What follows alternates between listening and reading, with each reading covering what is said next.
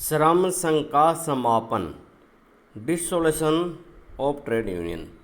श्रम संघ के समापन संबंधी प्रमुख प्रावधान निम्नानुसार है। रजिस्ट्रार को सूचना, जब किसी पंजीकृत श्रम संघ का समापन कर दिया जाता है तो ऐसे समापन के 14 दिनों के भीतर उसके सचिव तथा 7 सदस्यों को हस्ताक्षर युक्त सूचना रजिस्ट्रार के पास भेजनी चाहिए। धारा 27(1). संतुष्टि पर पंजीयन। जब रजिस्ट्रार इस बात संतुष्ट हो जाता है कि श्रम संघ के नियमों के अनुसार उसका समापन कर दिया गया है तो उसके समापन का पंजीयन कर लिया जाता है। समापन का प्रभावी होना। रजिस्ट्रार द्वारा समापन का पंजीयन करने की तिथि से ही समापन प्रभावी हुआ माना जाएगा। श्रम संघ के कोषों का विभाजन। जब किसी श्रम संघ के समापन का पंजीयन हो जाता है और उसके नियमों में उसके कोषों के विभाजन का कोई प्रावधान नहीं है तो रजिस्ट्रार उसके कोषों का विभाजन उसके सदस्यों में उस विधि से कर देगा जो भी निर्धारित की जाएगी। धारा 27(2). प्रतिवेदन, रिटर्न्स। प्रत्येक श्रम संघ को अपने रजिस्ट्रार के पास कुछ प्रतिवेदन प्रस्तुत करने पड़ते हैं। कुछ वार्षिक होते हैं तो कुछ परिस्थितियों के उत्पन्न होने पर प्रस्तुत करने पड़ते हैं। ये सभी प्रतिवेदन निम्नानुसार है। पहला है अंकेक्षित विवरण। प्रत्येक श्रम संघ प्रतिवर्ष 31 दिसंबर को समाप्त होने वाले वर्ष के लिए निम्नलिखित अंकेक्षित विवरण रजिस्ट्रार के समक्ष प्रस्तुत करेगा। पहला, उस वर्ष के आय व्यय का विवरण। दूसरा, उस वर्ष 31 दिसंबर को उसकी संपत्तियों तथा दायित्वों का विवरण। ये विवरण निर्धारित पारों में होंगे जिनमें निर्धारित सूचनाएं दी जाएगी। ये विवरण 31 दिसंबर के बाद की निर्धारित तिथि तक प्रस्तुत करने होते हैं। धारा 28(1). पदाधिकारियों का विवरण।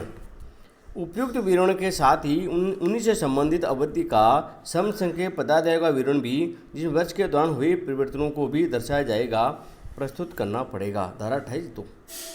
श्रम संघ के नियमों की संशोधन प्रति। इन विवरणों के साथ उस स्थिति तक संशोधित श्रम संघ के नियमों की प्रति भेजनी पड़ती है। धारा 28(2). नियमों में परिवर्तन की प्रति। जब इन नियमों में परिवर्तन किया जाए तब प्रत्येक पंजीकृत श्रम संघ को अपने नियमों में किए गए प्रत्येक परिवर्तन की प्रति रजिस्ट्रार को भेजनी पड़ती है। प्रति ऐसा परिवर्तन करने के 15 दिनों में भेज दी जानी चाहिए। धारा 28(3).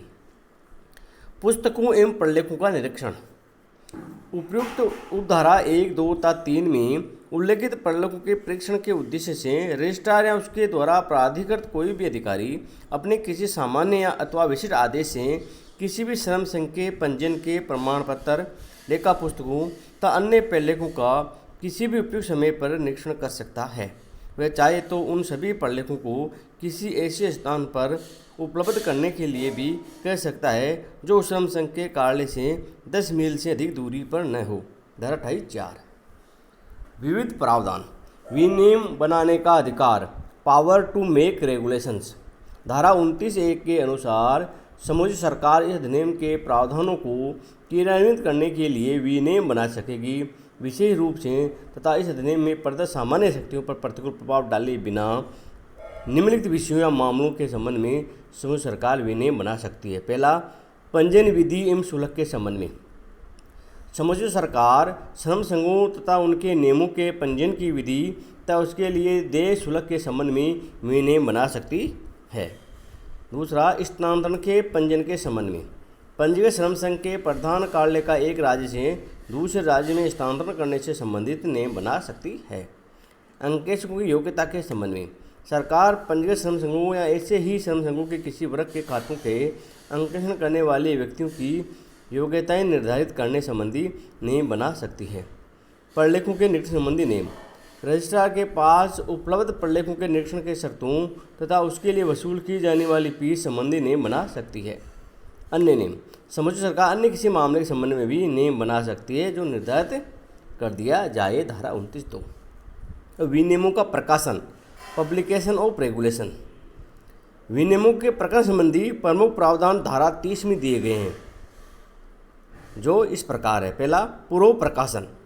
समूची सरकार को विनियम बनाने की शक्ति इस शर्त के साथ दी गई है कि वह उनका पहले प्रकाशन करेगी, बाद में उन्हें बनाएगी या लागू करेगी। धारा 30(1). प्रस्तावित नियमों पर विचार की अवधि। प्रस्तावित विनियमों को बनाने या लागू करने से कम 3 माह पूर्व सर्वसाधारण की जानकारी के लिए प्रकाशित कर दिया जाना चाहिए। धारा 30(2). गजट में प्रकाशन।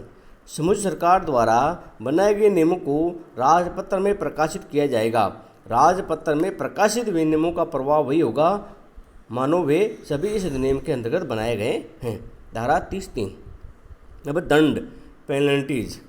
इस अधिनियम में प्रमुख दंड व्यवस्थाएं भी की गई है जो इस प्रकार है। पहली, प्रतिवेदन प्रस्तुत करने में त्रुटि करने पर यदि इस अधिनियम के प्रावधानों के अनुसार किसी पंजीकृत श्रम संघ द्वारा कोई प्रतिवेदन या प्रलेख प्रस्तुत करने में त्रुटि की जाती है तो अग्रलिखित व्यक्तियों पर जुर्माना किया जा सकता है। पहला, उस श्रम संघ का प्रत्येक पदाधिकारी अथवा नियमों के अंतर्गत प्रलेख भेजने के लिए उत्तरदायी कोई व्यक्ति, अथवा यदि कोई ऐसा व्यक्ति या पदाधिकारी नहीं है तो उस श्रम संघ की कार्यकारिणी का प्रत्येक सदस्य। जुर्माना प्रति व्यक्ति 5 रुपये तक किया जा सकता है, किंतु त्रुटि के जारी रहने पर प्रति व्यक्ति 5 रुपये तक का प्रति सप्ताह, त्रुटि के प्रथम सप्ताह के बाद अतिरिक्त जुर्माना भी तब तक किया जा सकता है जब तक कि ऐसी त्रुटि जारी रहती है, परंतु जुर्माना किसी भी दशा में 50 रुपये से अधिक नहीं होगा। धारा 31(1). जानबूझकर त्रुटि करने पर ऐसा कोई व्यक्ति जो धारा 28 के अंतर्गत अपेक्षित सामान्य विवरण में जानबूझकर कोई गलत प्रविष्टि करता है अथवा नियमों में कोई गलत प्रविष्टि करता है अथवा करवाता है तो उस पर 500 रुपये तक का जुर्माना किया जा सकता है। धारा 31(2). श्रम संघ के बारे में झूठी सूचना देने पर दंड। यदि कोई व्यक्ति श्रम संघ के किसी सदस्य को या श्रम संघ का सदस्य बनने के इच्छुक या प्रार्थी को धोखा देने के उद्देश्य से निम्नलिखित प्रकार का कोई प्रलेख या सूचना देता है तो उस पर 200 रुपये तक का जुर्माना किया जा सकता है। श्रम संघ के नियमों की वह प्रति जो सही रूप में परिवर्तित नहीं है तथा जिसके सत्यता लागू होने का विश्वास भी नहीं देता है अथवा किसी अपंजीकृत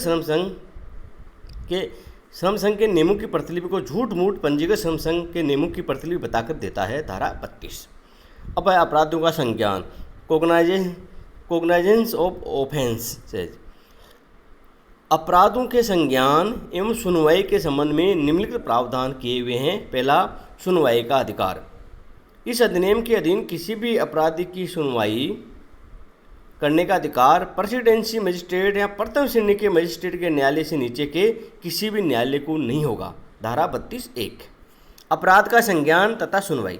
कोई भी न्यायालय इस अधिनियम के अधीन किसी अपराध का संज्ञान तब तक नहीं करेगा जब तक कि उसकी शिकायत रजिस्ट्रार द्वारा या उसकी पूर्वानुमति से या धारा 32 के अंतर्गत पीड़ित पक्षकार द्वारा नहीं की जाती है। ऐसी शिकायत कथित अपराध के 6 माह के भीतर कर देनी चाहिए। धारा 33(2). इस प्रकार श्रम संघ अधिनियम में प्रमुख प्रावधान किए गए हैं जिनके आधार पर श्रम संघ की सफलता निर्धारित की जा सकती है। धन्यवाद।